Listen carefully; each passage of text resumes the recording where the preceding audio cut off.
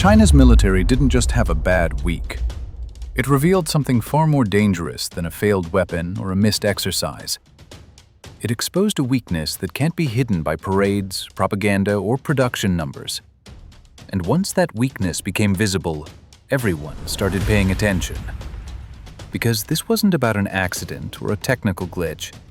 It was about trust inside the system that China relies on to fight a modern war. Over the past 2 years, Beijing has carried out a series of unusually public removals of senior military figures, many tied to sensitive weapons programs. At the same time, corruption investigations have begun to ripple outward into China's defense industry, slowing procurement and disrupting contracts. None of this happened quietly.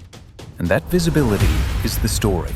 China has spent more than a decade projecting the image of unstoppable military momentum. New ships launched at record pace. Missile forces expanded, air power modernized. On paper, the People's Liberation Army looks stronger every year. But strength isn't just about what you build. It's about whether the system behind it actually works when pressure hits. And that system just showed cracks. In late 2023, multiple senior PLA officers were removed from China's national legislature. That alone was unusual. What made it more significant was who they were connected to. Several had ties to the PLA Rocket Force, the branch responsible for China's conventional and nuclear missile arsenal.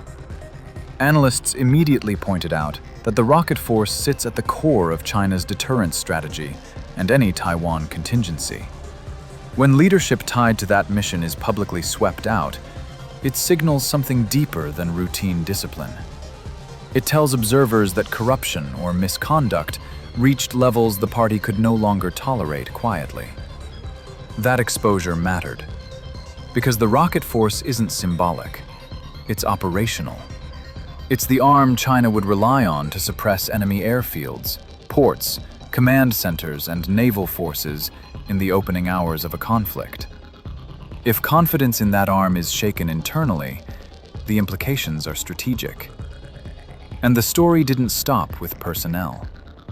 By late 2024 and into 2025, signs began appearing in China's defense industrial base.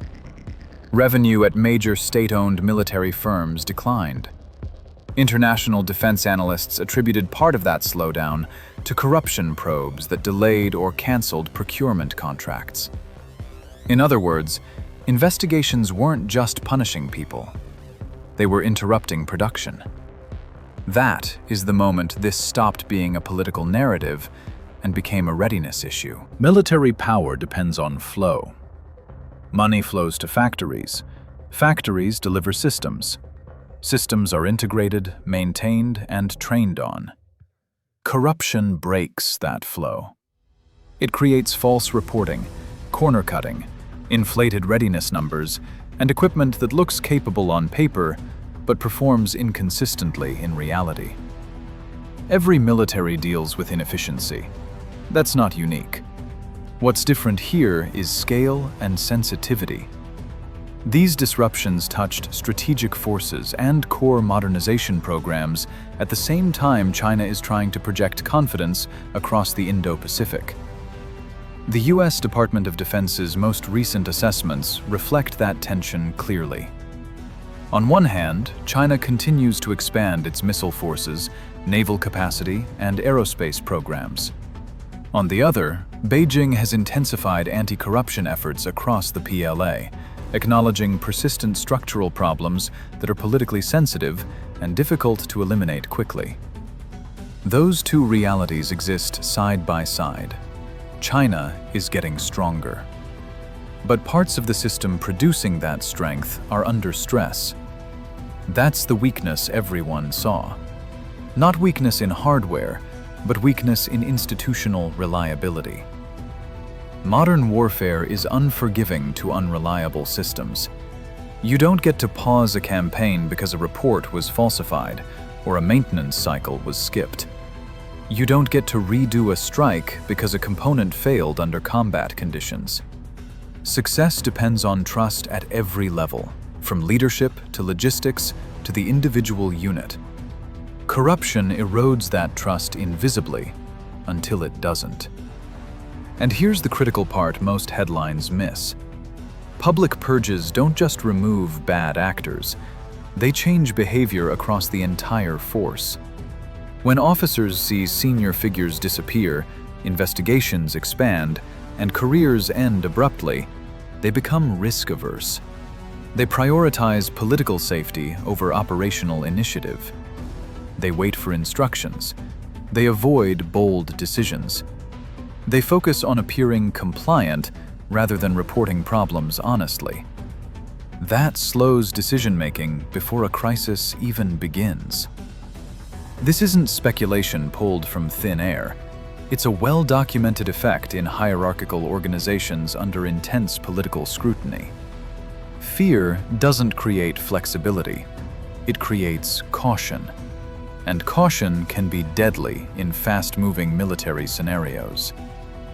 Now, let's address the obvious question.